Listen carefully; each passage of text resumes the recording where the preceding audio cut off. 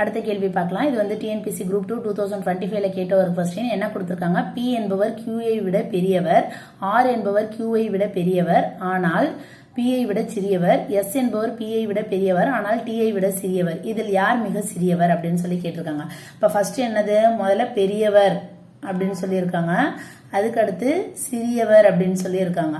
First நமக்கு என்ன கொடுத்துருக்காங்க? P என்பவர் Q ஐ விட பெரியவர். அப்ப P தான் பெரியவர். அப்ப P வந்து இந்த சைடு போட்டுக்கலாம், Q வந்து இங்கிட்டு போட்டுக்கலாம். ஓகேங்களா?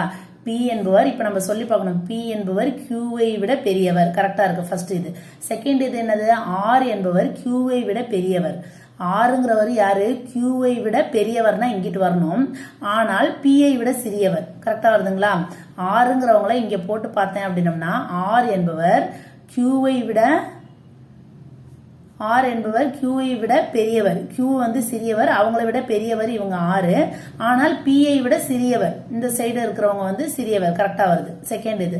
அடுத்து S என்பவர் P ஐ விட பெரியவர். அப்ப Sங்கிறவங்க எங்க வரணும்? P ஐ விட பெரியவர் ஆனால் T ஐ விட சிறியவர். ஓகேங்களா? S என்பவர் P ஐ விட பெருசா இருக்கிறாங்க, ஆனால் T ஐ விட சிறியவங்களா இருப்பாங்களா? அப்ப T எங்க வரணும்? இதுக்கு முன்னாடி வரணும்.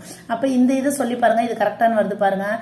S என்பவர் P ஐ விட பெரியவர். ஆமா, P ஐ விட பெரியவங்க.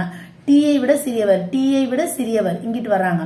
ஓகேங்களா? இப்ப இந்த மாதிரி நமக்கு ஒவ்வொரு புல் ஸ்டாப் வச்சு ஒவ்வொரு சென்டென்ஸ் வர்றதை நம்ம இந்த மாதிரி போட்டு பார்த்துட்டு, இப்ப இந்த சம்ம பொறுத்தளவுக்கு நமக்கு ஒரே லைன்ல நமக்கு ஆன்சர் வந்துருச்சு. ஆனா எல்லா சம்ஸ்லயும் இந்த மாதிரி வராது, கொஞ்சம் நமக்கு வந்து வேற வேற மாதிரி வரும். நம்ம அந்த மாதிரி நிறைய இது போட்டு பார்த்து ஒவ்வொரு அவங்க கொடுத்துருக்கிற அந்த இது கொடுத்துருக்காங்களா ஸ்டேட்மெண்ட் வந்து கரெக்டானு சொல்லி ஒவ்வொன்றையும் நம்ம செக் பண்ணி பார்க்கணும்.